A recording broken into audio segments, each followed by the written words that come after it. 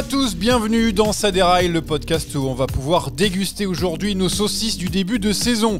Vous l'avez compris, on va parler donc de ce qu'on a donné comme attente en début de saison, comme pari. Pourquoi vous rigolez ? Est-ce que t'as dit... Ah, je voyais pas. Excusez-moi, c'est pour ça que tu rigoles. Ah, mais j'ai pris aussi quelque chose. Regardez, j'ai pris aussi de quoi déguster. Moi aussi, toutes vos saucisses de la saison. On va se régaler, évidemment, puisque j'en ai vu des pas mal, notamment de ma part, mais je suis pas le seul, évidemment. Il était avec moi depuis le début, avec moi ici même. Jérémy est avec nous aujourd'hui. Bonjour Jérémy. Comme je sais que Théo m'entend très fort dans le micro, bonjour à tous, j'espère que vous allez bien. Et surtout, j'aimerais savoir si l'adib que tu vas présenter dans quelques instants avait préparé exprès son sachet de Knacky ou si c'est complètement fortuit parce que la vanne est exceptionnelle. Oui, bah voilà, mais ça m'a coupé, on sait même pas de quoi on parle. C'est le bilan de la saison 2025 aujourd'hui. Hein. Voilà, je vais lui poser la question juste après. Moi aussi, j'avais préparé, évidemment, parce que je chantais le coup-venir. Je me suis dit, chanter le coup-venir. Théo est avec nous aujourd'hui. Bonjour Théo, bonjour. Toi aussi, tu étais là, mais à distance. Hein, mais c'est pas grave, ça compte quand même. Et je le suis toujours, mais près du cœur. Ah, bon. Alors là, personne n'y croit dans cette salle. Oh, le charmeur. Ouais, personne n'y croit. et donc, Latib est avec nous. Bonjour, Latib, bien sûr, qui sera le juge, parce que lui, il n'était pas là, mais il va pouvoir, du coup, se faire un bon plat ce midi. J'ai l'impression qu'on est dans la haute gastronomie. Et puis ensuite... Après, j'espère que nos invités, notamment Jérémy, n'avaient pas qu'une seule saucisse, parce que déguster la saucisse de Jérémy, ça ferait bizarre. Mais j'ai les sauces qui vont avec la barbecue, la mayonnaise, la moutarde. Et si jamais je suis à court de saucisses, sushi, riz au ketchup. Oh là là, c'est ignoble. Ah, tu viens de faire un truc ignoble. Oh là là là là là là. T'as la rêve, j'espère. T'as la rêve. Oui, bien sûr. Il a gagné encore aujourd'hui, j'ai l'impression. Bref, pour ceux qui ne connaissent pas, évidemment, vous allez voir sur le réseau. Vous allez tout de suite tomber sur la ref. Bon, après cette intro excellente, hein, évidemment, hein, on va pas se mentir. On va peut-être pouvoir y aller sur le bilan de la saison. Alors, en gros, on avait les attentes de la saison qu'on a donné lors du premier épisode. On voulait ceci, on voulait cela. J'ai un peu regroupé tout et on va comparer par rapport à ce qui s'est passé cette année et puis aussi nos paris par rapport aux stars de la saison, aux surprises, aux espoirs, aux déceptions. Voilà, pas mal de petites choses et on va voir si on a vu juste. C'est pas tout le temps le cas. Allez, c'est parti, la première partie avec nos attentes. Putain, t'as fait une bonne sortie aujourd'hui, hein. Papa va rentrer et puis il va aller faire du tempo maintenant, hein. On avait nos 3 points. Est-ce que vous voulez que je le rappelle ? Oui, je vais le rappeler. Les 3 points de Jérémy. Alors, le premier, c'était un Pogacar moins fort qu'en 2024. Bien vu, ça. Ouais, un joli triptyque MSR-Flandre-Roubaix. Voilà. Le Tour de France Femmes, aussi spectaculaire que l'an dernier. Voilà, c'était les 3 points de Jérémy. Pour Théo, une équipe surprise qui joue les troubles fêtes, un peu comme Intermarché en 2023, du coup. Un Français en 2024, pardon. Un Français qui gagne une course par étape. De prestige, voilà, c'était son envie, et une UAE moins forte. Ça aussi, on en reparlera. Pour moi, c'était une belle bagarre sur tout le calendrier féminin. Voir un Français nous hyper, je suis plutôt pas mal, et voir Van Aert au meilleur niveau. Ça, on en discutera évidemment entre nous. J'ai regroupé tout ça, et on va commencer par le premier thème. Évidemment, on parle de Pogacar et UAE. C'est un peu le thème principal quand on fait le bilan de la saison, comment ne pas l'oublier. Donc on a proposé un Pogacar moins fort et une UAE moins forte. Jérémy, bon, pour ton Pogacar moins fort, compliqué pour 2025, je crois qu'il est encore mieux. Ah ouais, j'ai été comblé, je pense que c'était le vœu qui a été finalement le mieux exaucé parmi ceux que j'avais proposés. Pogacar qu'on a quasiment pas vu de la saison, donc ouais, je suis plutôt content. Ouais, pareil Théo, pour toi, UAE moins forte, c'est vrai qu'il y a eu beaucoup de déceptions, très peu de victoires cette année pour UAE. Hein. Bah, moins de 10 victoires cette année, c'est quand même, pour une équipe de ce budget-là, c'est quand même assez T'as oublié un zéro. décevant. T'as oublié un 0, je crois, pour les 10 victoires. Je crois que c'est moins de 100 victoires. Ah je crois. merde, Ouais, j'ai mal lu, pardon. Et puis, c'est vrai qu'il compte vraiment que sur les victoires de Pogacar cette saison. Ouais, oui, en plus, oui, c'est vrai, parce que bon, il en a gagné quoi 20 c'est quoi ? C'est 4 de mieux que Paul Magny qui est sophomore sur le circuit. C'est pas non plus terrible, quoi. Puis heureusement qu'ils ont Molano au sprint, parce que sinon, il n'y a pas grand-chose qui rentre. Donc, ouais, c'est assez difficile. C'est une saison, j'espère qu'ils oublieront la saison prochaine Ouais, vite pour non. se remettre dans un nouveau cycle. Ouais, un coup sur la tête, un coup sur le crâne, clairement pour UAE. Petite question, blague à part. Pour toi, mon cher Jérémy, qui a vu Pogacar flamber encore cette saison, est-ce qu'il peut faire encore mieux en 2026 notamment? En fait, je me rappelle très bien quand c'était posé la question en février et que j'avais dit, je pense que ce sera quasiment impossible de faire mieux qu'en 2024. Et Théo m'avait dit, moi je pense qu'en 2025, il sera encore plus fort. Ah. Et je crois que si tu prends le bilan de la saison 2025, il y a un grand tour de moins, mais c'est normal puisqu'il en a fait un de moins. Bah, il y a le championnat d'Europe, il y a un monument en plus, et puis il y a cette sensation que le gars devient de plus en plus fort et qu'il détruit tout. Et en fait, si tu dois me faire un comparatif entre 2025 et 2024, bah pour moi, 2025, c'est presque encore plus fort, parce que vu l'adversité au Giro, c'était un jeu d'enfant. Mais là, cette année, il y a Roubaix qui se rajoute, où certes, il gagne pas, mais il nous a quand même prouvé que c'était pas bien loin. Donc, est-ce qu'il peut faire encore plus fort l'année prochaine pour revenir à ta question? Ben, moi, j'ai encore envie de te dire non, parce que là, j'ai l'impression qu'on a encore atteint les limites. Mais si c'est comme cette année, bah, finalement, peut-être. Ah, Théo, Si, il y a un truc qu'il peut faire. Ouais, c'est C'est gagner se fixer- Milan-San Remo. Non, c'est se fixer le défi de faire Giro, Tour, Vuelta. Waouh. Ouais, Bah après, ouais. après on Bah, dit tant ça, qu'à mais faire. bon. Bah non, mais Non, non, j'ose pas croire à ça. Alors, il y a Ce qui est Jackie. terrible, non Il mais y a- ce qui est terrible, c'est qu'en Vas-y. plus il finit sa saison de manière tonitruante. On a vu Vingegaard qui a quand même gagné la Vuelta assez facilement, même si il y a eu quelques petits à côté. Et on se dit qu'en fait cette Vuelta, il aurait pu la remporter les doigts dans le nez, quoi. C'est vrai, mais bon, il fallait se reposer parce qu'il n'aurait pas fait, je pense, les mêmes mondiaux ou les mêmes Europes après la Vuelta. Oui, bon, j'ai l'impression que pas sûr. Jérémy, juste pour toi, il y a Jackie dans le chat qui dit il peut faire du cyclocross. Voilà ce qu'il peut faire de mieux. C'est peut-être ça un peu ce qu'il Alors, reste à faire. Le problème du cyclocross, c'est que c'est quand même très technique et que les quelques cyclocross qu'il a fait, c'était en Slovénie avec personne et il a gagné. Mais on s'était posé la question plusieurs fois avec Steve et Anto et il m'avait dit franchement si Pogacar y vient, il se fait prendre un tour au bout de 20 minutes de course parce qu'au niveau de technique, il faut travailler ses gammes. C'est un truc qui s'apprend depuis tout petit et malheureusement, on risque pas de le voir en Coupe du Monde. Ah, et si jamais il met un pied sur, Bah qu'ils viennent, hein. sur, Moi sur le j'adorerais, bac à mais sable. je suis pas sûr qu'ils tiennent très longtemps. Juste pour te faire mentir, il va y aller et il va gagner. Enfin bref, je pense pas qu'on le verra de sitôt. Tadej Pogacar, peut-être qu'il va se lancer des défis un Je peu pense plus pas tard. non plus. Pour terminer juste sur ce point, Théo, juste pour terminer, UAE, bon, moins forte, on en a rigolé parce qu'on est quasi au 100 victoires. Est-ce que ça te fait peur, toi? Est-ce que ça te fait pas peur? Parce que disons que l'année prochaine, on n'est pas parti pour avoir, en tout cas moins, l'équipe va être la même, voire se renforcer avec des coureurs jeunes qui vont progresser. Est-ce que toi, ça te fait peur concrètement qu'on voit que des courses comme on a eu, je sais pas, en Italie où ils veulent faire un 2-3 ou des trucs comme ça? bah peur, oui, forcément. Et puis de toute façon, on en a glosé quand il se rapprochait du record d'HTC Columbia à l'époque. Il y avait les 3 meilleurs sprinteurs du monde. Surtout, ce qu'ils arrivent à faire cette année, c'est qu'ils gagnent sans un mec qui sprint. Donc c'est dire la profondeur de l'effectif et ça c'est donné évidemment par les moyens qu'ils ont. C'est-à-dire que même sur des courses de 3e ou 4e rideau, on a vu la Radia del Toro en septembre, bah forcément t'alignes des leaders. Donc bah oui, c'est de la concentration des forces, mais ça on le sait déjà. Donc je pense que leur défi peut-être l'année prochaine, ce sera s'ils s'arrêtent à moins de 100, bah ce sera d'aller chercher 100. Et gagner tous les grands tours aussi, avec différents coureurs. Bon, Tadej Pogacar est bien, mais pourquoi pas? Bah, c'est vrai que la nouveauté, c'est quand même l'émergence d'un quasi co-leader avec Del Toro cette année, qu'on n'attendait peut-être pas aussi haut. C'était en tout cas pas le plan initial au début du Giro, on le rappelle, avec Joao Almeida. Il y aura peut-être une inversion un petit peu des statuts à l'intérieur même de l'équipe. J'en perds un écouteur.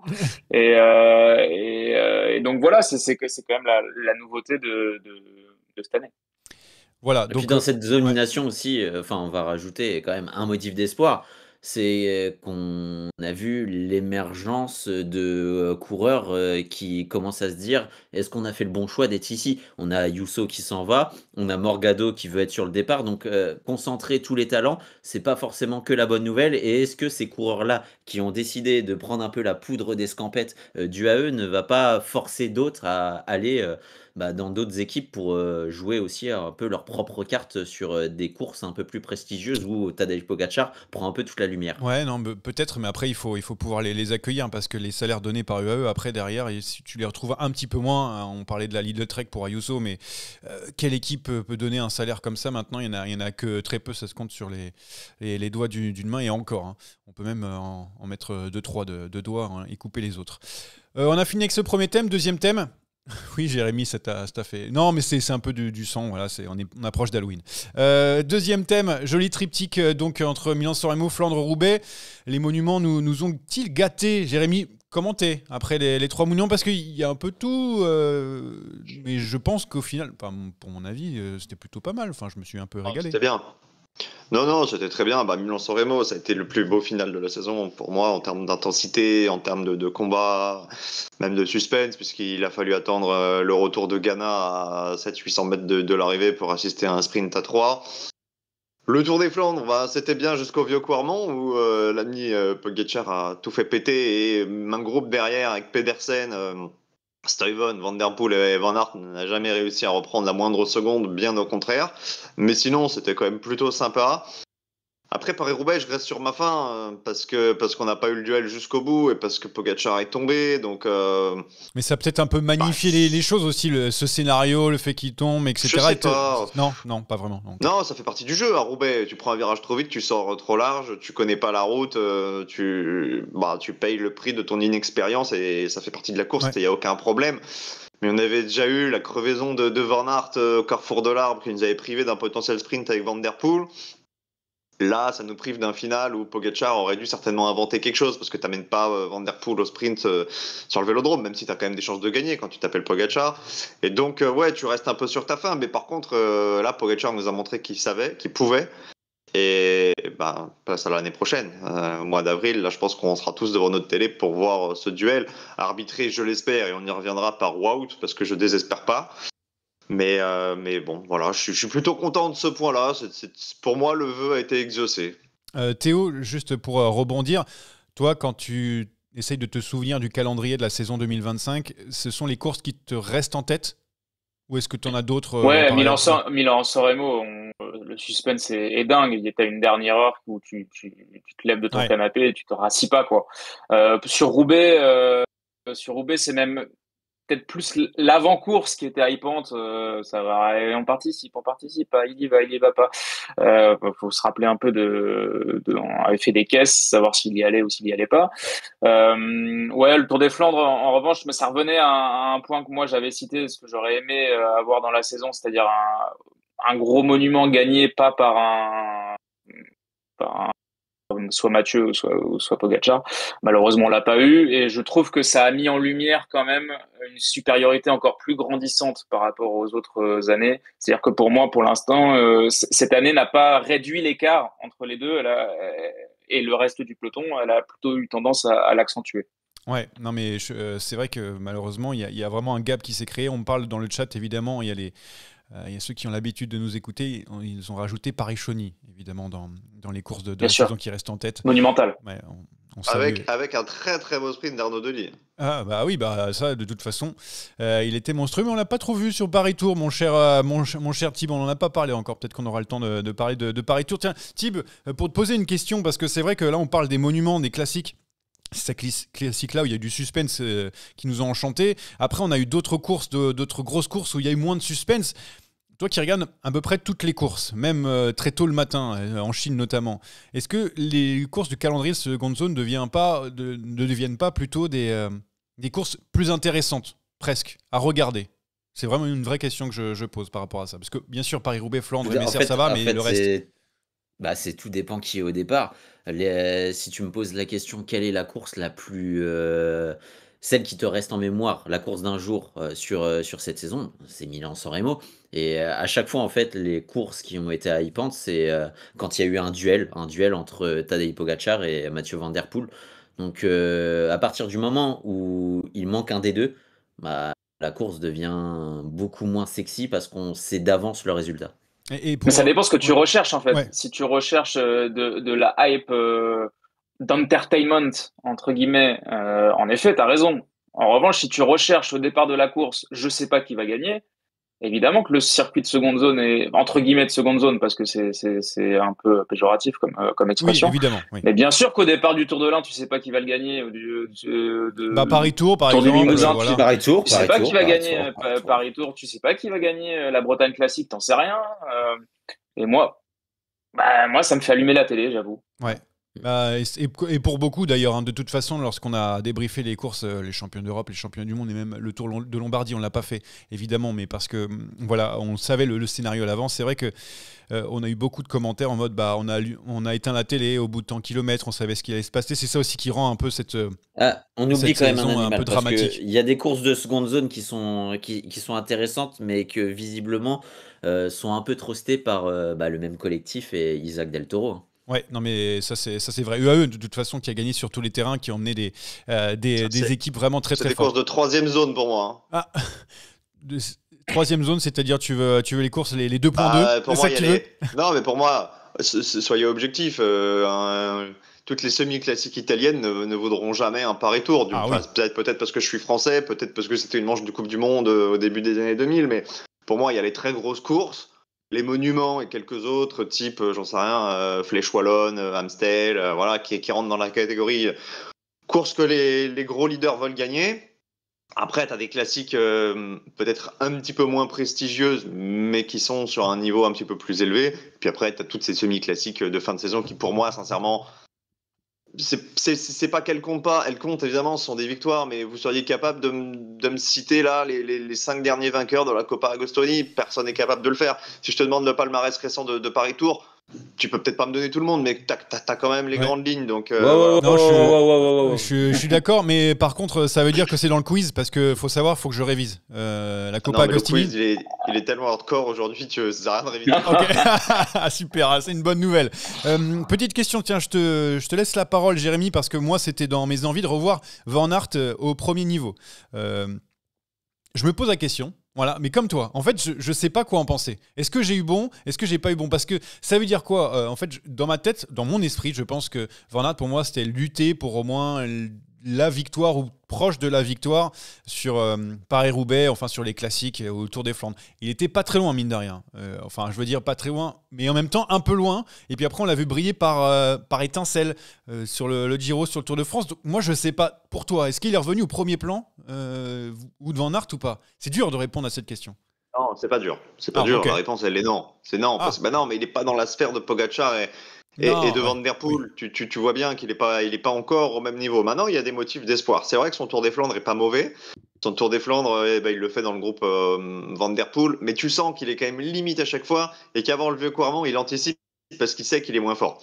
Donc déjà, ça, c'est un premier aveu d'impuissance. Il est pas sur le podium. Mais par contre, à la fin du Tour des Flandres, t'es content d'avoir vu Van Aert.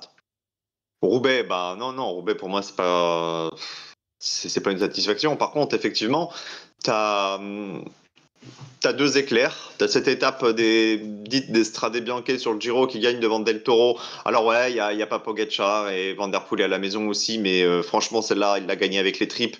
Il l'a gagnée en échappée, il l'a gagnée quelque part un peu à la manière des vieux briscards à l'expérience. Mais par contre, sur les champs et sur la butte Montmartre, là, il a été monstrueux.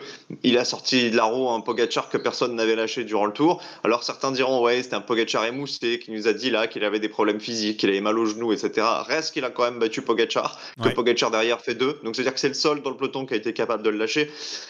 Et ça me donne de l'espoir. Mais l'espoir, je l'ai tous les ans et à chaque fois, je suis déçu. Donc j'espère vraiment qu'un jour, il aura un des 2 monuments pavés. Parce que le temps presse là. Ouais, non, mais ça c'est clair. Théo, type très rapidement, votre avis là-dessus, oui, non, comme Jérémy, ou est-ce qu'il y a des avis un peu plus mitigés? Je suis plus mitigé parce que Van Aert, oui, est revenu sur un second plan et le premier de ce second plan, mais il est apparu sur toutes les courses cette saison comme un coureur qui est devenu diesel.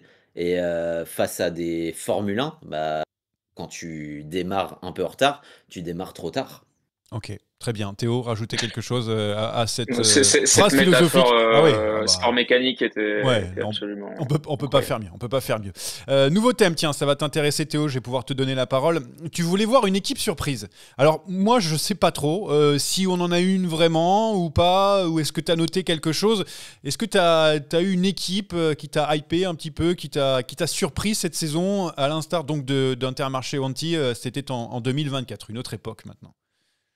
C'est Astana qui a suivi ce même mood de surperformer les 6 premiers mois pour refaire son retard sur le classement UCI, mais malheureusement, il n'y a pas eu de très très grosse surprise. Pour moi, la surprise d'une équipe entre guillemets de second rang, c'est un Oscar Olney dans le top 5 du Tour, qui pour moi, en début de saison, était quand même très utopique. Donc, ouais, on va dire que le contrat est rempli à 25%, quoi. Très bien. Sur cette projection. Tib, il y a une équipe qui t'a hypé cette saison, un peu à l'instar d'une Intermarché qui gagne avec Bignam. Non, celle qui était hypante, mais c'est en termes de collectif, c'est les Lidl sur les classiques un peu partout, mais ça reste toujours un peu au second plan, un peu comme Van Aert. Ouais. Non, mais c'est vrai qu'il faut noter la belle saison de Lidl Trek qui est seul à lutter avec UAE. Non, je rigole, ils sont deuxième à moitié de victoire. Donc ils sont assez loin, mais en tout cas, on les a vus tous les jours. J'ai l'impression que Jérémy aussi, c'est plus Lidl Trek. T'as ton équipe, on va dire, coup de cœur de la saison. Ouais, j'aime bien ce que propose Lidl et encore sur Paris Tour, puisque vous voulez qu'on parle un peu de Paris Tour. Ils ont quand même animé cette course avec Vacek, avec Philipsen. Alors ouais, il y a visiblement il y a quelques bisbilles en interne entre Jonathan Milan et Mads Pedersen, mais finalement, tant que ça ne nuit pas à la qualité du terrain, tant que ça ne nuit pas à ce que font les coureurs après sur les courses, moi ça me pose pas de problème. Tu vois, je te parlais du Tour des Flandres, le fait de retrouver Stuyven et Pedersen dans la chasse avec Van Der Poel et Van Aert derrière Pogačar, c'est un bon signe aussi. Stuyven qui a tout mis, qui a sacrifié ses chances de podium sur un monument. Tu vas me dire, il a déjà gagné un monument, donc c'est pas si étonnant que ça. Mais ouais, j'aime bien. J'aime bien ce que fait Lidl. Maintenant, il manque le fer de lance pour rivaliser avec les deux géants. Pedersen a encore une marche à franchir, mais bon, au moins il a le mérite d'essayer, quoi. Peut-être Ayuso avec Pogačar l'année prochaine. Bon, ça aussi, ouais, on y croit moyen, mais bon, ça c'est une autre histoire. Ayuso, moi j'ai du mal avec ce gars parce qu'il est trop irrégulier. Il a toujours des jours sans, mais peut-être qu'en changeant d'équipe et d'environnement, peut-être qu'on retrouvera quelqu'un de plus équilibré. En tout cas, il a déjà un copain là-bas, à savoir Skelmose. Ah, bon, Mais pour en revenir à la Lidl, c'est quand même une de ces équipes où sur un grand tour, tu sais que elle va faire des choses sans avoir un fil rouge non plus totalement dédié au classement général, et c'est quand même assez rafraîchissant. IF a un peu couru comme ça aussi cette année, alors avec des circonstances conjoncturelles, avec les chutes de Carapaz, mais ils sont quand même venus avec, je parle d'IF, avec un collectif sur le tour où tu les voyais à l'attaque quasiment tous les jours parce qu'ils pouvaient faire que ça. Et ça, c'est quand même un rafraîchissement dans les scénarios des grands tours qui sont un peu parfois classiques. Et ça oblige aussi certaines équipes parfois à se réinventer parce que ce sont des scénarios de course qui sont différents désormais. Pour en parler avec certains entraîneurs d'autres équipes, ça force et ça monte le niveau général de la course en elle-même, puisqu'il y a finalement de la course tous les jours quasiment. Donc, il n'y a plus vraiment d'étapes plan-plan, même s'il y en a quand même 2-3 sur chacun des grands tours. Mais je trouve que ça a un côté quand même assez rafraîchissant. On parlait tout à l'heure des moments qui nous ont marqué cette saison. On parlait donc des monuments du printemps. Mais c'est vrai que les étapes de transition du Tour de France, ça a été aussi un moment fort pour moi cette saison. Et justement, on en revient à la Lidl Trek qui était à chaque fois animatrice de ces étapes-là. Avant-dernier thème, les gars, on parle des Français maintenant. Alors de mon côté c'était voir un Français nous hyper et pour Théo c'était un Français gagner une course par étape. Alors il n'y avait pas précision World Tour, en tout cas de prestige. Si j'avais dit choix de mémoire, j'avais dit World Tour. Ok, c'est pas fini encore en tout cas pour le World Tour. Ouais, bon. Je vais prendre la parole juste pour mon côté. voir un Français nous hyper. Est-ce que j'ai besoin de répondre à la question? Je pense qu'on a fait tout un épisode entier lors de la dernière fois je crois, avec Paul Sexas qui hype tout un public, Paul Magnier qui gagne encore aussi, ça fait partie des coureurs. Donc pour moi, le contrat est rempli. Voilà, ça me hype. J'ai hâte d'être à 2026 maintenant. Et je laisse la parole du coup à Théo. Est-ce que tu as été comblé par les courses par étapes pour les Français cette année? Bah, franchement, le cru, il est loin d'être dégueulasse, surtout en début de saison où tu avais quand même moins de garanties avec cette fameuse transition de génération, avec autrefois des coureurs qui nous représentaient au classement général. Là, on était plus sur une tradition de puncher, sprinter, coureur passe-partout. Le Tour de France de Vauclin est évidemment exceptionnel. Euh, Paul Magnier qui confirme, même si il faudra nuancer, je ne sais pas si on va en reparler tout à l'heure, il faudra un petit peu nuancer quand même. Romain Grégoire qui monte en puissance et qui va vouloir passer encore un cap l'année prochaine. Non, c'est une belle saison, elle n'est pas sensationnelle parce que j'avais envie de voir ce fameux sort brisé sur les courses par étapes pour le Tour, c'est encore loin d'être le cas. Mais on a des transferts un peu sympathiques quand même, des gens qui sortent un peu du moule français, Godon, Vauclin, l'an justement. prochain. Ouais. Donc prometteuse, voilà, on va dire cet adjectif-là. Avec une équipe française qui devrait jouer normalement les premiers rôles l'année prochaine avec un changement de dimension. Je parle de Décathlon, c'est MACGM du coup en 2026. Question Jérémy pour toi par rapport à ça. Non pas par rapport à la saison des Français, on l'a vu, on n'a encore une fois pas réussi à remporter une course par étapes World Tour, ni un grand monument. Maintenant, il y a une génération qui arrive. On parle de Sexas, on parle de Magnier, de Grégoire, de Vauclin, enfin, il y en a encore d'autres. Est-ce que c'est une nouvelle génération dorée, à l'instar des Pinot, Bardet, Desmar et Alaphilippe? Est-ce que même c'est dans cette catégorie-là? Parce qu'à l'époque, quand même, mine de rien, on pensait avoir les cracks ultimes. Et ils ont gagné. Pinot a gagné un monument, Bardet a été sur le podium du Tour de France, Desmar, 97 victoires, Alaphilippe, on n'en parle pas, double champion du monde. Est-ce qu'on est arrivé à ce moment-là en termes de hype, on va dire, avec un Paul Sexas, ça change peut-être un peu la donne. On n'y est pas encore, et c'est normal, parce qu'on va pas balayer d'un revers de la main ce qu'ont fait Pinot, Bardet et Desmar. Je te rappelle que là, il y a des gars qui ont gagné des monuments, qui sont montés sur le podium du Tour. Maintenant, est-ce qu'il y a le potentiel? Moi, j'ai envie d'y croire. Je te mets un peut-être, mais un peut-être encourageant, parce que Sexas, on va pas revenir dessus, mais c'est un gosse qui est dans une progression insane. Ouais. Qui est capable de briller sur différents terrains, et on l'a vu, il est capable de briller sur des classiques, même sur son premier monument. Le gars te rentre un top 10, je sais pas si on se rend compte de la folie. Il est capable de briller sur des courses par étapes, et on verra, ce sera peut-être lui, effectivement, le successeur de Christophe Moreau, ce sera peut-être pas lui, parce qu'on rappelle que Lenny Martinez est quand même très jeune aussi, qu'il a fait 2 en Romandie, Vauclin fait 2 au Tour de Suisse, Paul Magnier, bon, il n'a pas gagné des succès sur des grandes classiques ou des étapes de grand tour, mais il a quand même un volume qui montre sa régularité et qui montre qu'aujourd'hui, il a les garanties, il a certainement la confiance aussi pour briller quand Merlier n'est pas aligné. Donc j'ai envie de croire il a quand même gagné le communisme tour. Le quoi? Le communisme. Il a quand même failli gagner la première classique d'ouverture coiffée au poteau par Warren Scholl. Oui, c'est vrai, mais bon, c'était le Newsblad, donc pareil, même s'il avait gagné le Newsblad, c'est pas comme s'il avait ramené un Tour des Flandres. Mais par contre, à horizon de 3 ans, on fera le bilan, et je pense qu'on est capable de sortir des grosses perfs. On n'oublie pas non plus Vauclin, effectivement, qui a sorti un gros Tour de France, mais pas que. Vauclin, il fait 2 de la flèche. Oui, il fait 2 de la flèche, c'est-à-dire que si t'as pas le monstre Pogacar, Vauclin il te claque la flèche wallonne quand même, tu vois. Et puis Romain Grégoire, moi aussi j'ai envie d'y croire. C'est vrai que les Europes, à la fois les Europes c'était très dur et en même temps il est tombé, donc c'était pas de chance. Mais Romain Grégoire, tu sens quand même qu'il y a le potentiel pour faire un truc de dingue. Donc ces 4 gars-là qui sont encore hyper jeunes. C'est même 5, moi je te rajoute Martinez, parce que Martinez, mine de rien, il n'a pas fait une saison si mauvaise.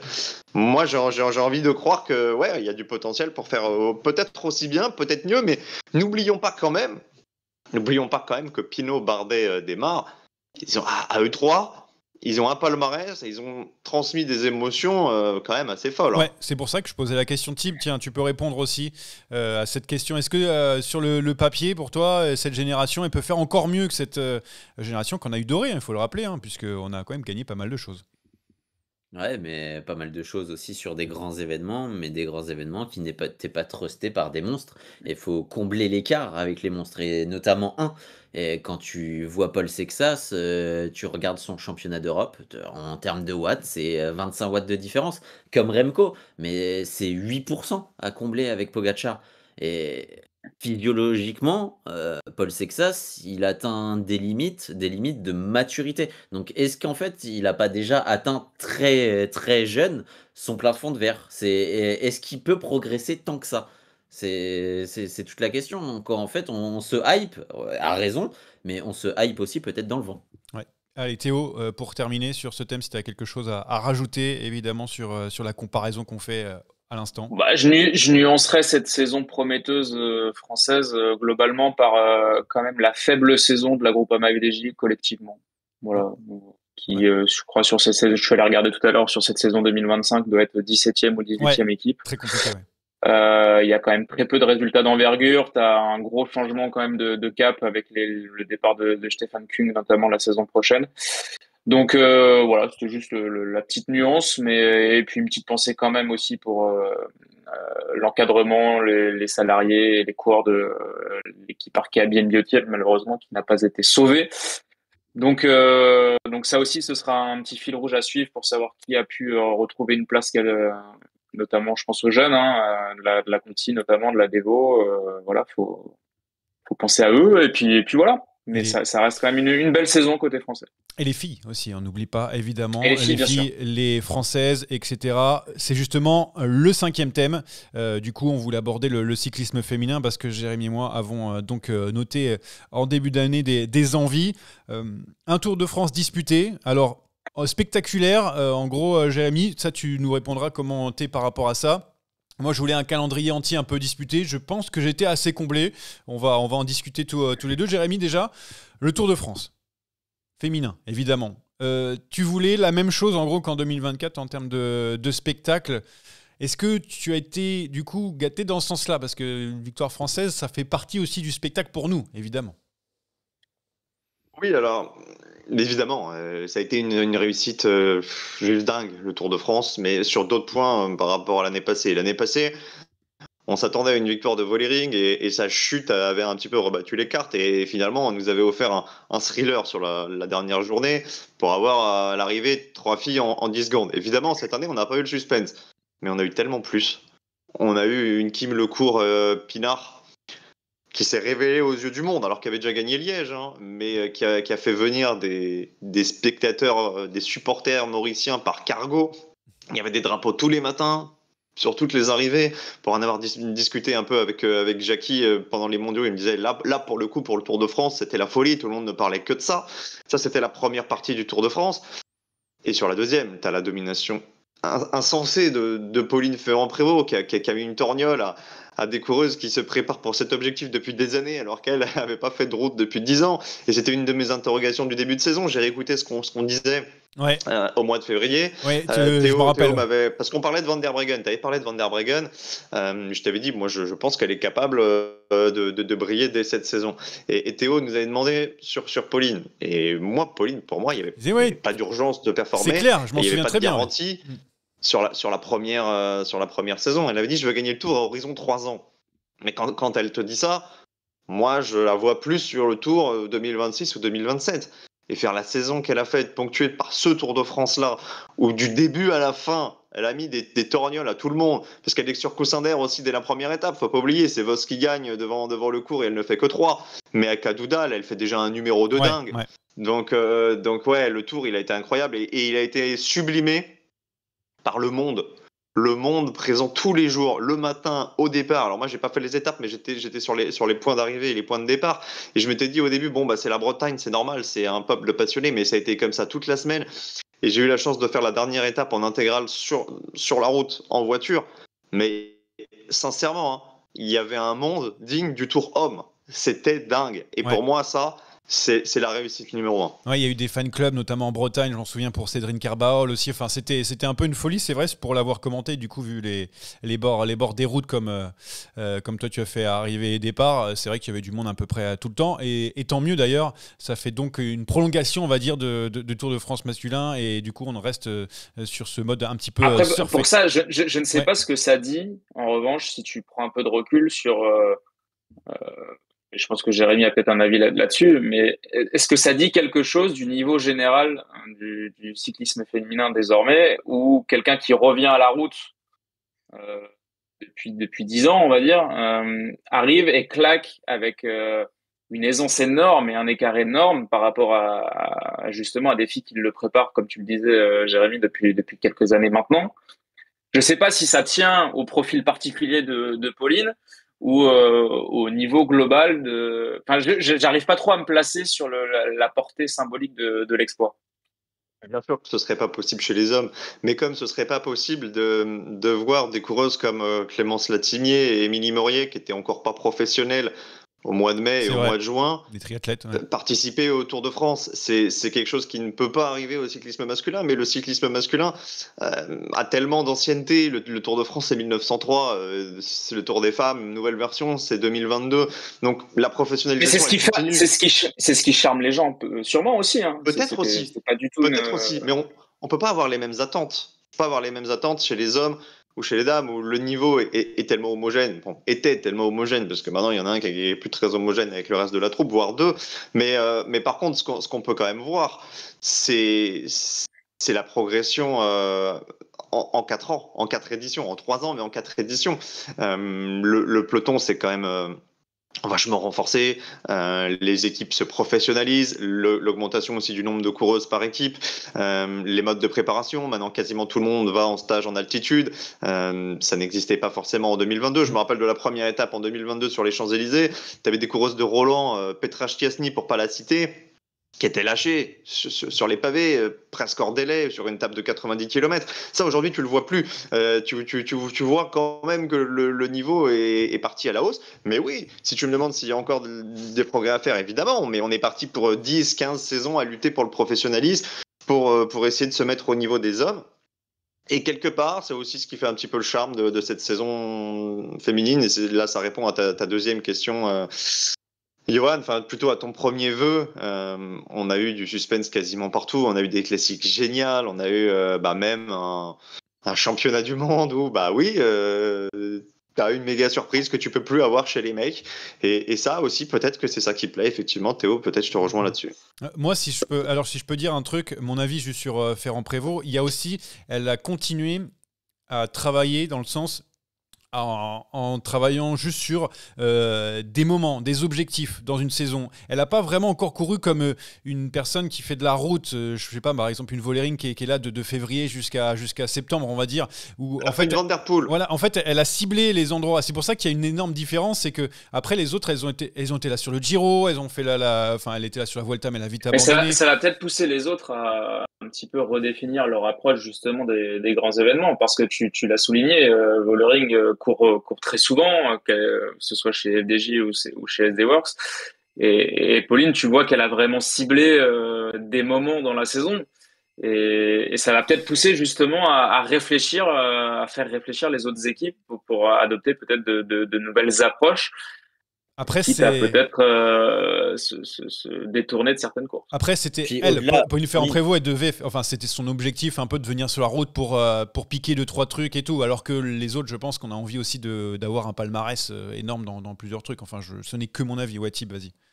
Ouais, mais Pauline aussi, il faut rappeler qu'au-delà de ça, ça reste une coureuse qui est d'exception, qui avait déjà un sacré pédigré sur la route, qui a quand même un très bon compagnon pour l'épauler dans sa préparation pour les classiques et pour les grands tours, et surtout, elle a un collectif derrière qui l'aide au-delà des coureuses, c'est l'encadrement, parce que la team Visma Lease the Bike bénéficie aussi de coureurs qui ont fait le Tour de France et ont fait le Tour de France avec les plus grands, hein. Jos Van Enden, ça reste quand même une carrure, donc elle est à l'endroit parfait aussi pour bénéficier un peu de cette aura du cyclisme masculin. Et pour terminer sur le cyclisme féminin, évidemment, tu en parlais, Jérémy, par rapport à un calendrier donc joué ou les courses disputées. C'est clair qu'aujourd'hui, on l'a vu encore dans plein de courses cette année, quand on a au départ, je sais pas moi, une Rösser, une Vollering, même une Ferrand-Prévot, hein, qui on va dire qui n'a pas qu'un seul objectif, mais voilà, sur une course on va dire assez classique, Longo Borghini, Nevadoma, bref, on ne sait pas qui va gagner. C'est quand même, et ça a été toute la saison comme ça. On a vu des fois Vollering gagner, puis après d'autres, le Court qui a gagné Liège-Bastogne-Liège et tout. On a quand même, on va dire, 10 coureuses, je pense, environ, qui peuvent à tout moment remporter quelque chose. Ouais, Jérémy, pardon. Oui, je suis complètement d'accord avec toi. Le gros bémol, c'est quand même le sprint. Et ça fait Ah plusieurs bah années que ça dure. là, c'est terrible. Là, c'est terrible.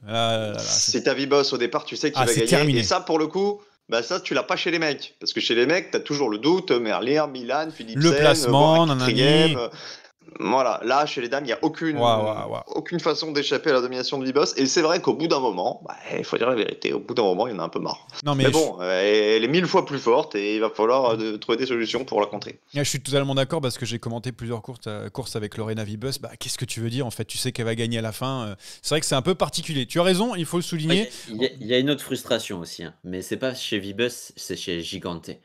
La descente, mais c'est catastrophique, hein. Ça lui ruine ses grands tours. Vibus est aussi forte au sprint que n'est mauvaise Gigante en descente, mais elle va travailler cet hiver. Et c'est même pas que la descente, hein, c'est le placement global, parce que le Giro, elle le perd pas en descente, elle le perd sur une bordure. Un jour, il n'y avait pas de vent.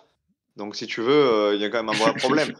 Le Giro, rappelons quand même que le Giro, elle gagne les 2 étapes règnes, 2 arrivées au sommet, elle éclate tout le monde et qu'elle n'est que 3e à l'arrivée. Donc, là, il y a des questions à se poser sur la manière de courir de Giganti.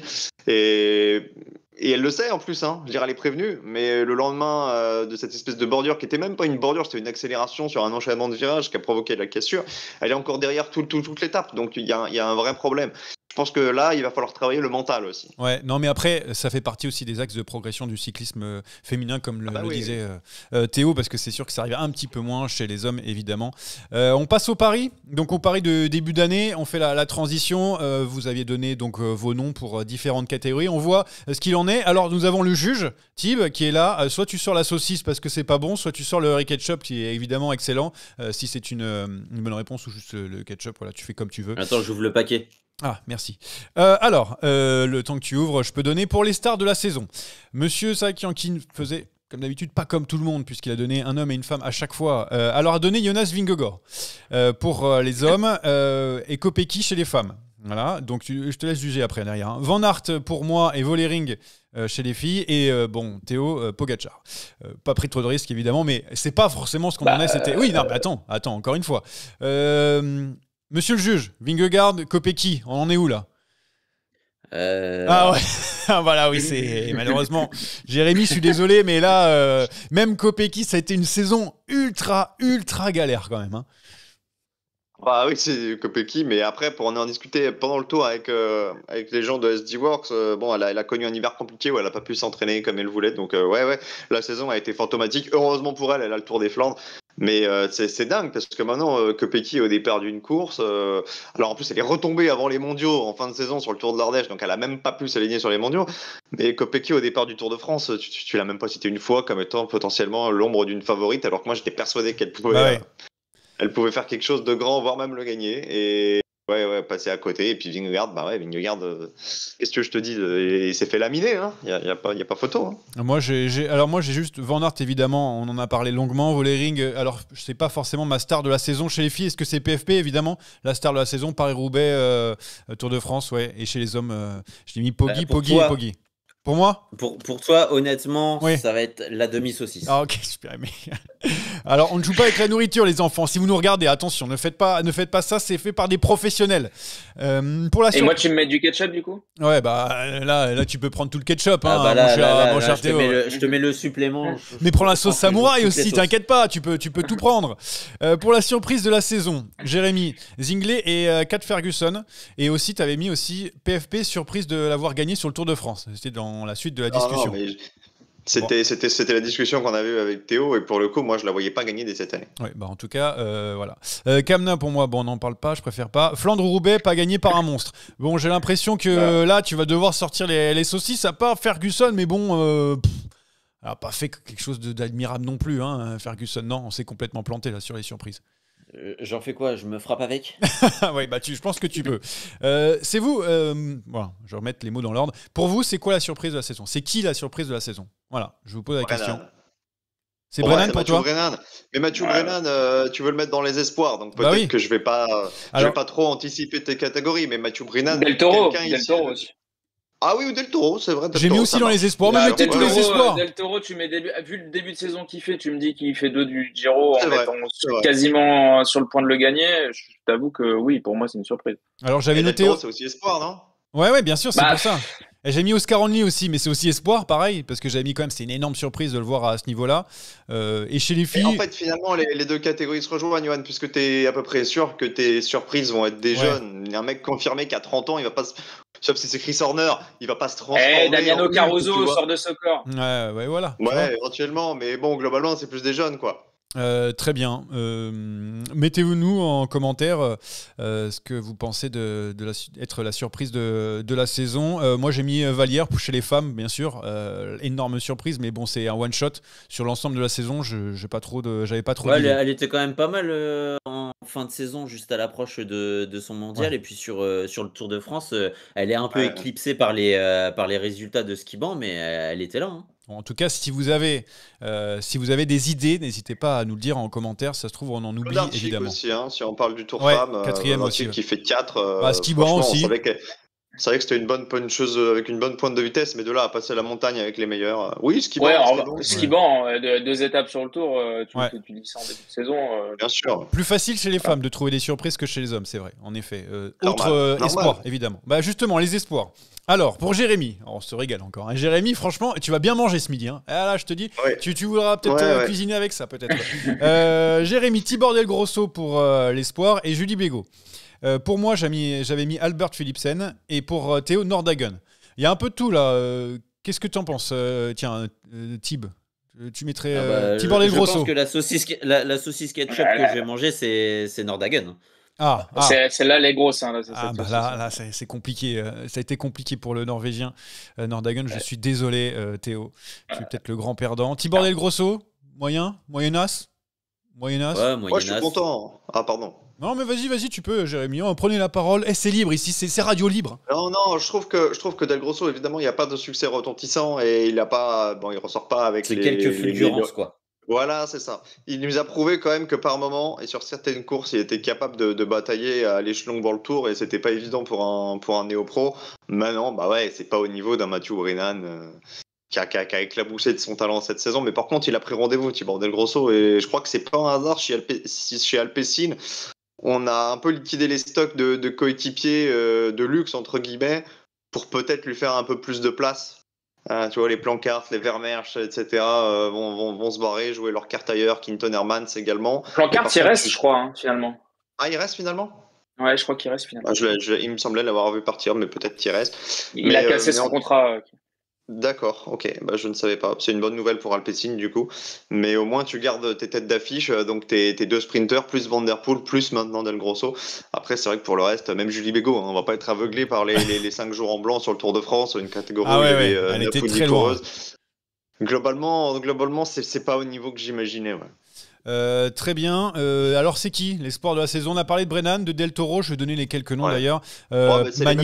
Magnier, Sexas. J'ai noté aussi évidemment. C'est partie d'eux. Ce sont ces mecs-là en gros. Hein, on a tout bon.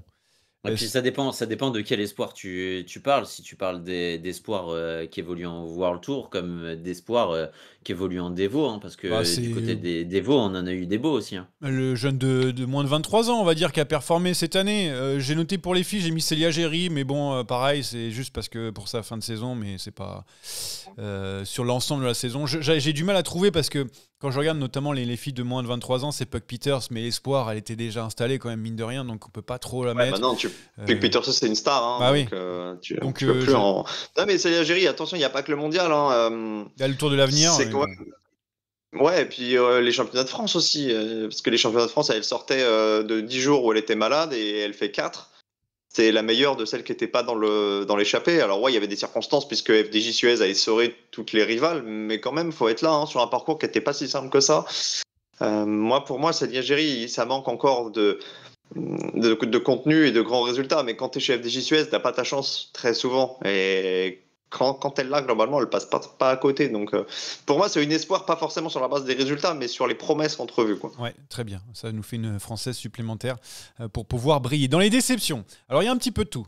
Jérémy a mis Philipsen, mais attention parce qu'il a apporté des arguments supplémentaires, genre un peu moins de succès en cette année 2025. On va voir si, en termes de jugement, Tib est sympa avec toi. Qui raconte Sony dans les déceptions, je pense qu'on n'est pas si mal. J'avais mis O'Connor, du coup, pour en déception, mais on m'avait hué. facile. Voilà, C'est on m'avait facile. hué lors du premier Ouais. épisode en me disant ouais c'est facile nanani, mais quand Non, même, c'est pire eh que- ouais, c'est mais pire quand que même mon Pogacar, gars. star de la saison. Et Vingegaard, Théo qui va ramasser tous les louanges en mode ouais bah il va se faire ramasser par Poggi. Bah c'est ce qui s'est passé mon grand, bah je sais. Bah voilà, Ouais. t'es content?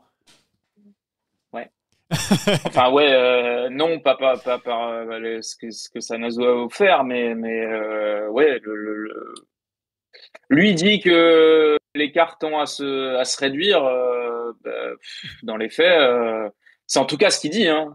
Avec C'est la nouvelle son, déclaration de Pogacar et son genou, je pense que c'est son ça peut narratif. lui Hein. mettre un coup derrière la tête. Mais mais après, est-ce qu'on se rend est-ce que compte c'est quand pas de même la guerre psychologique? Est-ce qu'on se rend compte quand même que le cyclisme sous l'ère Pogacar nous amène à complètement réévaluer nos critères de jugement parce qu'on va faire d'une déception légitime d'un gars qui a fait 2 du Tour, 2 du Dauphiné et qui a gagné la Vuelta. C'est-à-dire que nous, si on avait un Français qui avait fait C'est cette vrai, saison, c'est Mais vrai. bien sûr. on serait en slip là, on va faire tourner Non les mais serviettes. attends, c'est les arguments de Théo derrière qui a dit il va se faire ramasser par Poggi. Attention, C'est c'est vrai, ça bah, en fait. Non, la mais c'est parce déception, que- elle est légitime, elle est légitime. Non, mais parce qu'on avait fait ce podcast, on le rappelle, en début de saison, sur nos attentes, et tout le narratif de l'intersaison 2024-2025, c'était de dire, on continue de viser le Tour, on est confiant sur le fait que le Danois va, avec une préparation entière cette année, matcher donc avec Tadej. Malheureusement, tu peux pas échapper au fait que c'est pas le cas. Et ce test de championnat d'Europe de course d'un jour, c'est un flop monumental. Donc en fait, tu sais pas. En fait, si t'es Vingegaard là cet hiver, c'est compliqué de se projeter sur. Tu vas gagner quoi, les grands tours où Pogacar ne va pas? Non. Et même Bah, tu le te reste de prépares. la saison, tu fais quoi? Tu peux Et même tu pas te te prépares à fixer. partir depuis quand? Parce que l'année Bah, dernière, on a tout un narratif où on le voit s'entraîner, se buter dès octobre, soi-disant pour combler le gap avec Tadej Pogacar. Est-ce que ce gap a été comblé?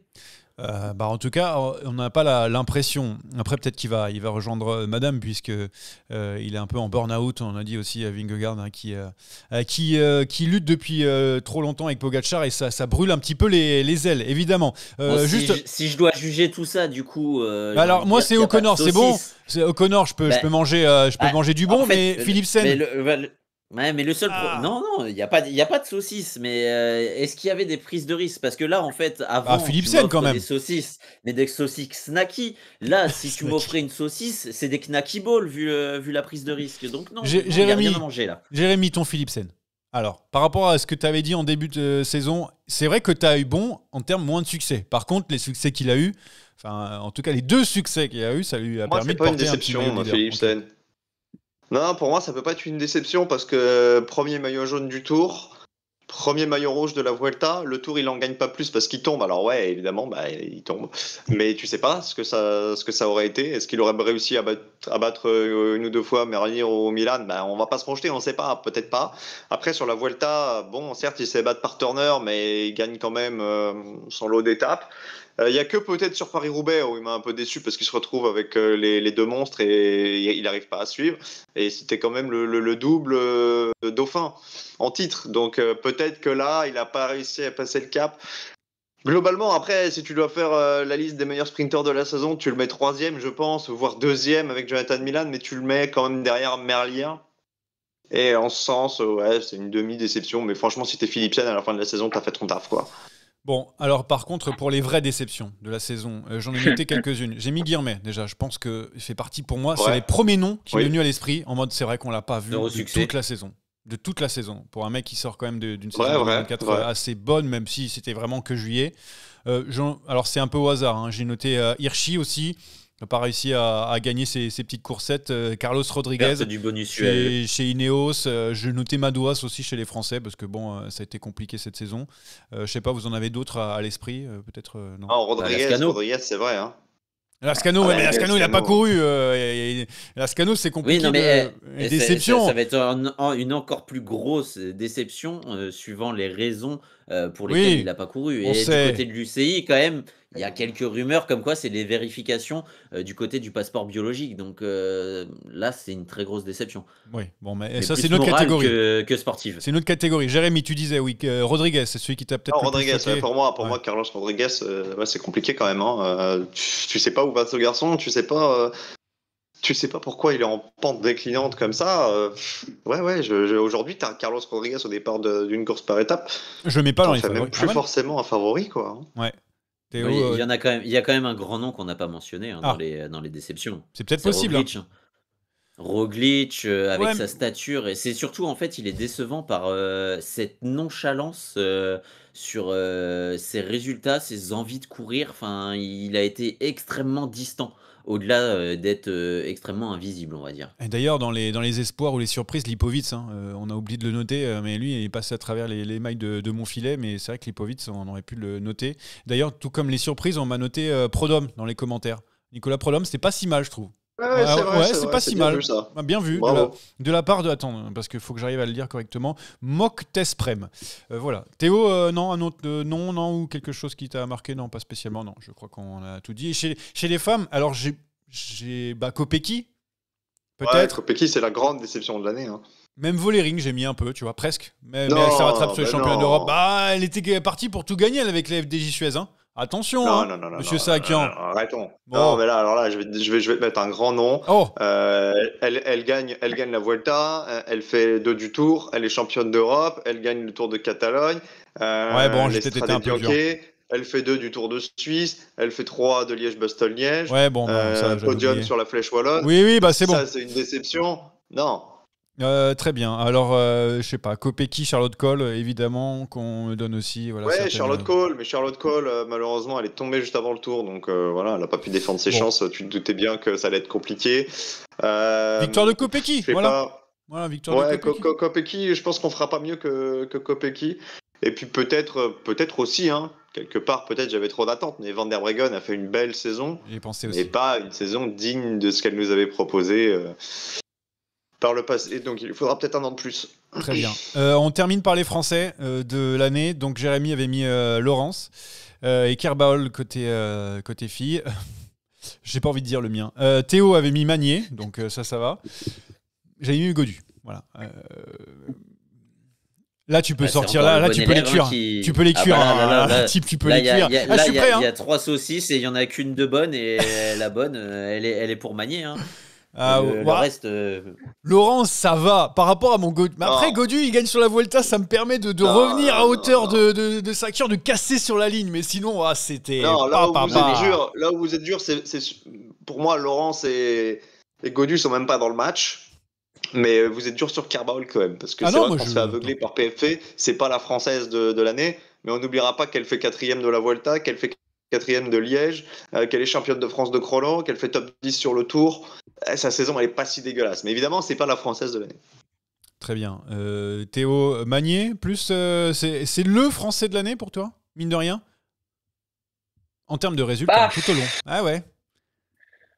En termes de promesses et de résultats bruts, oui, mais on en rigolait tout à l'heure sur mon communisme tour, mais il faut quand même me remettre du La contexte dans Croix-Race les et la victoires. Slovaquie, ouais.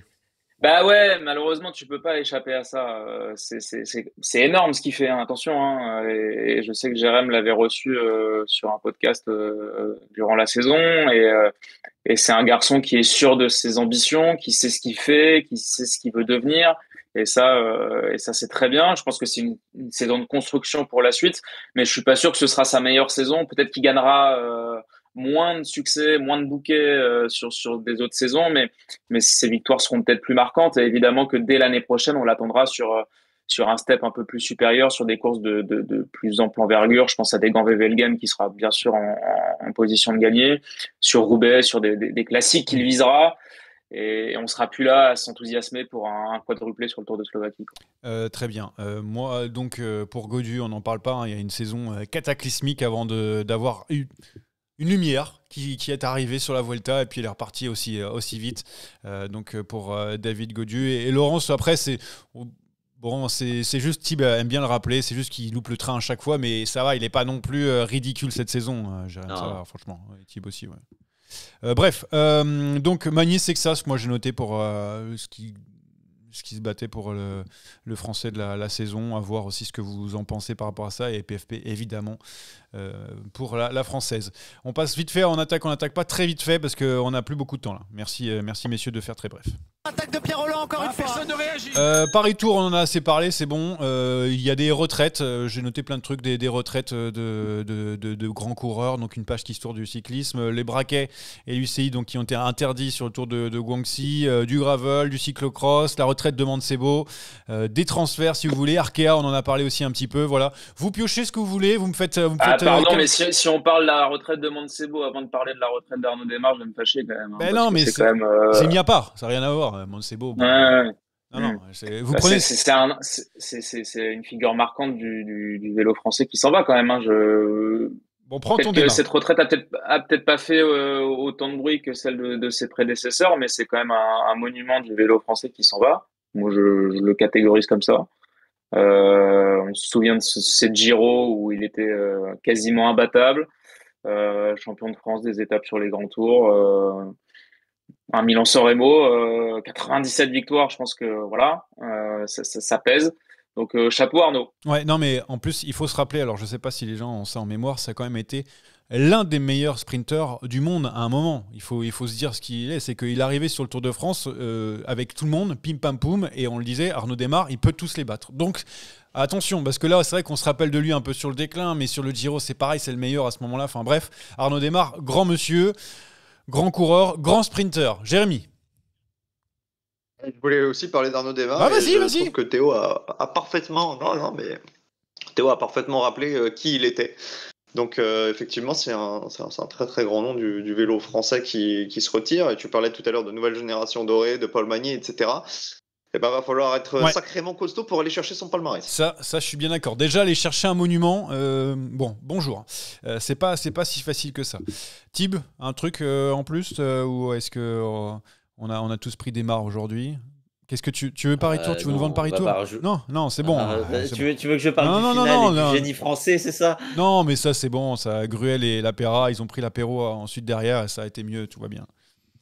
Non, il n'y a rien à rajouter. Hein. Après, on peut bifurquer sur le gravel, mais je pense que Jérémy avait déjà tout dit. Tu veux dire les mauvaises stratégies entre Paris-Tour et le gravel, les mondiaux féminins, magnifique. Ça c'est magnifique. Et c'est ça le vrai cyclisme. Au moins, tu vois, jusque dans le final, tu sais pas ce qui va se passer, parce que dès que tu as Pogacar au départ, tu sais qui va gagner et comment il va gagner. Là, c'est le cyclisme à l'état pur. Oui, évidemment. Et puis, du coup, on a les propos aussi d'Irad Castellain qui dit qu'il n'avait pas vu qu'il y avait Persico dans le groupe, donc c'est pour ça qu'il roulait pour aller chercher un podium.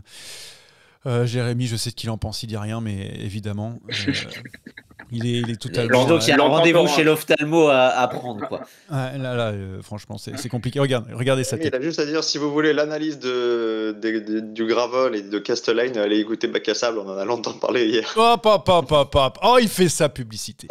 Avant de passer au quiz, un petit mot, il a raison Théo, il m'a envoyé un message, il a raison, un petit mot pour Guillaume Di Gradia, évidemment, décédé il y a quelques jours. On a eu les obsèques aussi il y a pas très longtemps, c'était hier je crois, donc évidemment Guillaume Di Gradia, grande voix d'Eurosport et qui est une personne qui a donné pas mal de coups de main ici dans les têtes que vous voyez autour de cette table, on va dire. Dans tout le monde. Hein, voilà, on peut le dire. Donc on devait, tu as raison Théo de me le souligner, on devait le faire. Voilà, c'est fait. Pas d'autres choses à rajouter. Difficile transition, mais on va passer au quiz. Jérémy, merci le quiz. Ce quiz est une dictature orchestrée par moi-même. J'ai pas compris la question, c'est... Alors, t'avais prévenu un quiz hardcore, c'est-à-dire... Alors, on va jouer, c'est la fin de saison, on va jouer sur le classement UCI. Je vais vous donner 5 noms à chaque fois. Latib, Johan et Théo, il faudra m'en ressortir un et me donner le nom le mieux classé. Si vous me donnez le coureur le mieux classé, vous marquez 2 points. Celui qui me donnera le coureur le deuxième dans la liste marquera 1 point. Et si vous n'êtes ni premier ni deuxième, vous marquez 0, en sachant que vous ne pouvez pas jouer les mêmes coureurs. C'est pas une question Nice. de rapidité. Bah si, parce que si tu prends le nom, c'est tu une peux plus question de prendre l'autre. rapidité pour choisir votre coureur. Et bien sûr, le chat, c'est ciao. Hein. Vous pouvez pas nous battre aujourd'hui. Hein. Au revoir le chat, non? Bah, le chat peut jouer, mais on n'attendra pas la réponse du chat. C'est-à-dire la première réponse qui sort, on la prend. Si c'est dans le timing. C'est parfait. On Ok, me dit, je commence. comprends pas. Je comprends pas les Pogacar. règles. Allez, on va jouer avec les leaders. Joao Almeida, Isaac Del Toro, Mathieu Van Der Poel, Mats Pedersen, Remco Evenepoel. Del Toro. Mats Pedersen. Répète. Et Joao Almeida, Isaac Del Toro, Mathieu Van Der Poel, Mats Pedersen, Remco Evenepoel. Vous avez dit, tu as dit Del Toro et toi Moi, je dis Pedersen. Almeida. Je dis Almeida. Moi. Ah, Almeida, Johan c'est pas mal aussi. Pedersen, j'ai donné. Alors, on n'attendra pas le chat puisque les points sont attribués. C'est Isaac Del Toro qui est 3e, ça fait 2 points pour la team. Et Mats Pedersen, 4e, ça fait 1 point pour Johan. Et Almeida, du coup? Almeida 5, Van Der Poel 8, Remco Evenepoel 6. Ok, très bien. On continue. Vauquelin, Vine, Milan, Simon Yates et Lenny Martinez. Milan. Ah là là, c'est dur. Non, mais on va tenter Lenny Martinez. Allez, soyons fous. Théo, J'aime pas ce quiz. il reste Vauquelin, Vine et Simon Yates. Ah, mais Simon Yates, Bah ouais, attends, mais je sais c'est pas. mort. Hein. Bah là... Non, c'est pas Bah mort. non, c'est pas mort. Le Bah non, premier et mais- le deuxième sont encore dans ces 3. Bah ouais, non, mais c'est sûr. Ah, tu l'aides! Bah non, il peut pas choisir les autres. Et le Ouais, chat, Simon, c'est quoi le chat Simon Yates. Vine. On a donné Vine dans le chat. Alors Simon Simon Yates, bah Yates, oui, j'ai ça fait oublié. 0. Le mieux classé, c'était Kevin Vauquelin, Oh. 16e. Jay Vine, 19, ça fait 1 point pour le chat. Milan, 24. Yates, 29. Martinez, 38. Oh là là, n'importe quoi. Je sais pas, je me suis dit qu'avec ces quelques classements, bah, bref. On continue. Dorian Godon, Nicolas Prodhomme, Oh là là là là là. Simone Velasco, Pavel Sivakov, Mathieu Riquitello. Pavel Rodin, il est Sivakov. 69e. Pavel Sivakov. Sivakov pour Johan. Ah, il a Je te gagné. le mieux classé. dis- je te le dis Prodhomme est d'entrée, mieux ça fait classé. 1 point. Et- Ça fait 1 point pour Pavel Ouais. Sivakov, qui est le 2e mieux classé de la liste. Ah, bah voilà. Godon. Prodhomme, alors. Prodhomme, c'est pas bon. Godon, Velasco, Riquitello. Bah... Godon. Godon, c'est pas bon. Est-ce que le chat a une proposition Alors, pardon, excusez. Riccitello, ouais, qui a été donné. Eh ben, c'est pas bon. C'était Simone Velasco, 51e. Godon, Alors là, 76. Velasco. Prodhomme, 69. Sivakov, 65. Et Riquitello, Qu'est-ce qu'il a 79. fait, Velasco, cette année? Je me souviens même plus à part. Il a dû faire 2-3. Là, il va y avoir des plus gros écarts, voire des très très gros écarts en termes de position. Ok. David Godu, Stéphane Bisseger, Michel Kwiatkowski, Alexander Vlasov, Anthony Turgis. Oh, Vlasov dans les déceptions, Oh, on a ah, oublié Vlasov dans les déceptions. C'est chaud aussi, sa race. Hein. Turgis. Vlasov, la saison.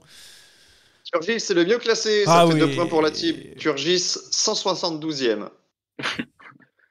Il reste qui, Il là reste un point. Il reste un point à aller chercher Vas-y. avec Godu, Je vais tenter. Bisseger. Bisseger, c'est bon. Un point Yes. pour Johan. Bisseger, 182. Après, on avait Godu, 193. Vlasov, 331. Oh là et là, Kwiatkowski, Vlasov. 332. Vlasov, on peut le citer. Ouais, c'est saison, hein. chaud, Vlasov. C'est Ouais. ouf. Ouais. Allez, des nouveaux noms. Maxime Van Gils, Alberto Bettiol, Orluis Aola, Joe Blackmore, Rui Costa. Non, mais c'est Ola. n'importe quoi. Ouais, et Ola, ça fait 2 points de plus pour Ah l'ami ouais, c'est Latib. sûr. 61e, c'est le seul du top 100. Blackmore.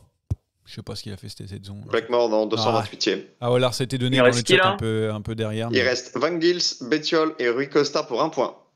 Je dirais Bettiol.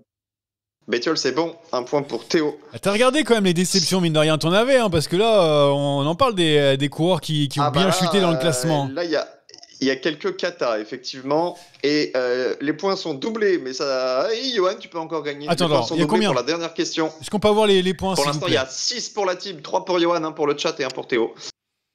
Les points sont doublés sur Urs Kazigart, Marion Bunel, Vittoria Guazzini, Julie Bégaud et la chinoise Yang Wang et Zigart. Bunel.